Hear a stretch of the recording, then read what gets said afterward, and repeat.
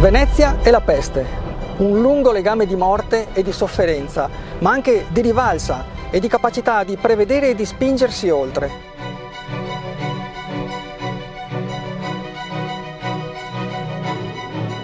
Fu colpita dalla peste molte altre volte, 69 per la precisione, tra il 954 e il 1793.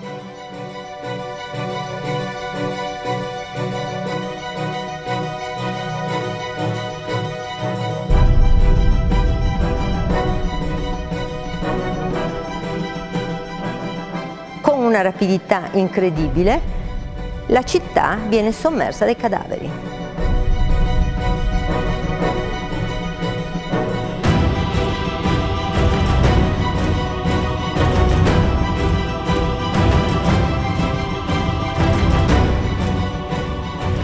Queste misure, di distanziamento che noi oggi ancora adoperiamo.